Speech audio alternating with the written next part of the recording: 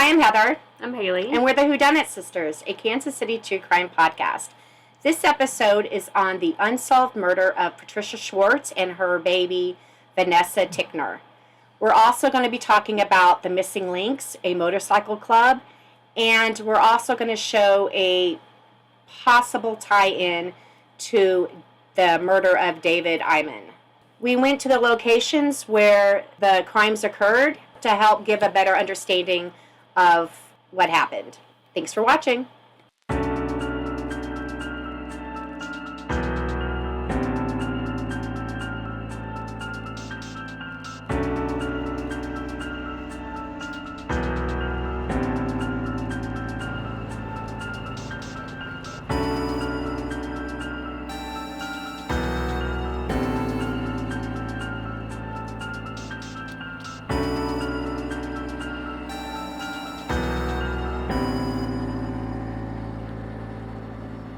George Tiny Mercer, the leader of the Missing Links Motorcycle Club, was hanging out with other club members at the Blue 7 Lounge on August 31st, 78, which was his birthday.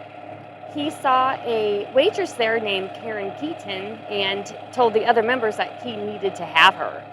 So they coerced her into joining them at the house behind us, which was where George lived. They took turns raping, sodomizing her, and then choked her to death and ultimately dumped her near state line in Kansas.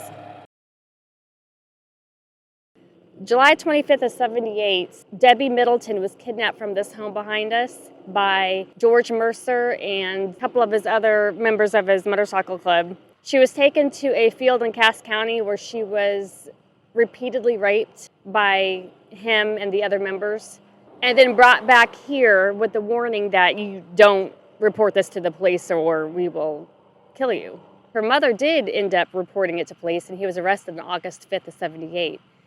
He was able to post a $20,000 bond, and as he was leaving court, he was heard saying, and I quote, "The house will go up in 2 weeks if charges aren't dropped." Little did George Mercer know, Debbie Middleton, days prior, moved out of this home and another family moved in. As George Mercer and other club members were raping and killing Karen Keaton, the house behind us was ordered to be burned down. There was a witness, one of the neighbors, who saw one of the club members running from the home, but later recanted. A woman and her 18-month-old daughter died in the home. This case is still unsolved.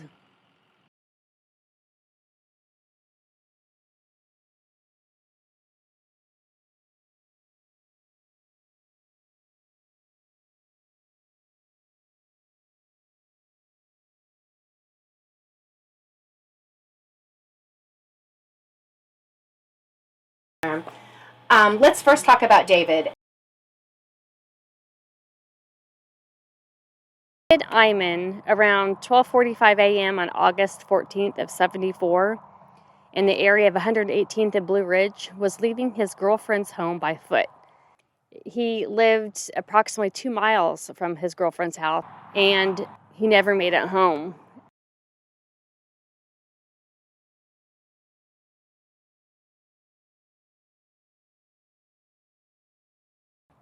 David Eyman was found in this area at 3 a.m., a quarter of a mile from 155th and Peterson, by a Raymore officer, Harry Funston. He was doused in gasoline.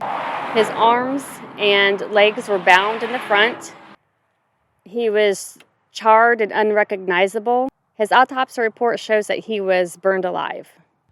The officer, Harry Funston, was and still is the number one suspect in this case. His girlfriend lived at 118th and Armitage. So Heather and I determined that the Blue 7 Lounge, it's at the address of 11816. And we couldn't help but think that when David was walking home, more than likely, I'm assuming, crossed paths with Missing Links. And another clue was that David was friends with a couple of the motorcycle club members. And Wanda, David's mom, believed that there's some maybe that the missing links were tied in. And in her investigation, because she did a lot of investigation on David's death, she found the names Snake and Fat Charlie, who are two prominent members of the Missing Links, but we don't know their real names. Right.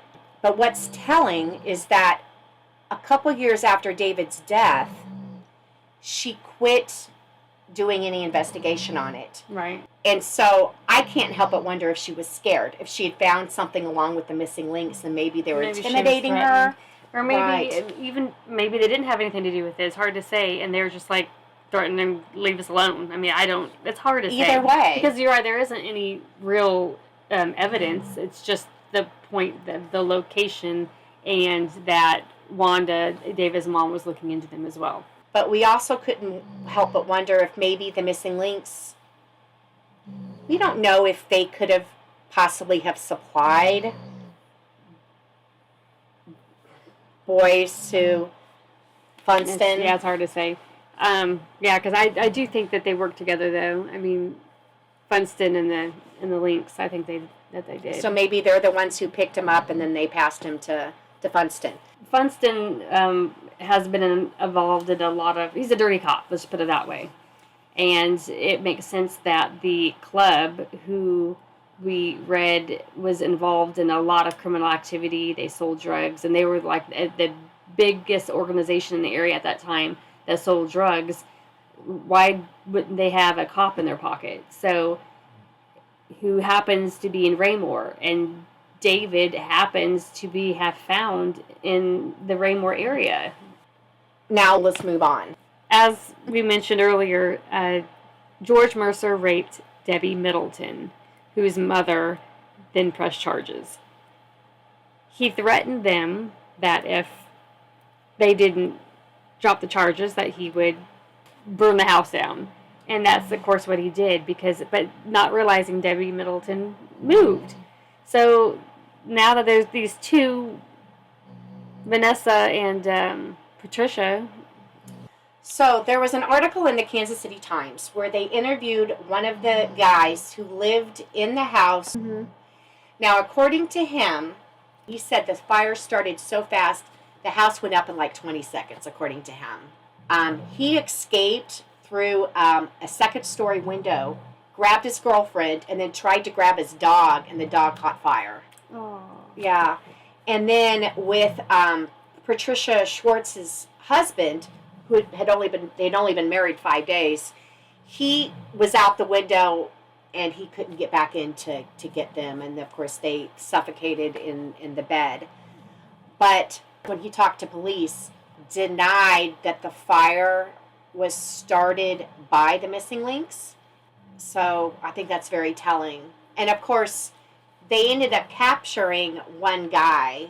Bo Appleton was the one who was charged with capital murder, but the main witness recanted. Yep. So got scared. So imagine the pull that these guys have. Big time pull. Which is another thing I wanted to bring up, because the whole reason why Mercer, besides Middleton's mother pressing charges for her daughter, it was Campbell, an individual who was in the group that turned on his so-called brothers, because he could not handle how it happened. He had a conscience, which is what we're kind of looking for, is people out there who have a conscience and want to be able to turn, or should be able to turn people in at this point. I mean, if we had more people like Campbell turn in or give information, Mercer was stopped in his tracks. You know how many more people would have been killed? Oh, definitely. If there's still some people in the area of Belton that remembers the Missing Links Motorcycle Club and has heard anything, this is your time to come. I mean, Mercer got the death penalty. He was killed by lethal injection in '89. Like we said, if anyone knows anything, please come forward, share. Please like. So please subscribe and share, as if no one sees this, things won't get out there and hopefully solved. And if you have any ideas on episodes, you can message us as well. Mm-hmm. So what's our next show on? Our next episode is going to be on the unsolved murder of Brett Craiglow. The reason I chose this case is because Brett went to Graceland College. It's Graceland University now, which is in Lamona, Iowa, and that is our hometown. So I wanted to help bring awareness to Brett's case. So thank you for watching. Thanks. Bye.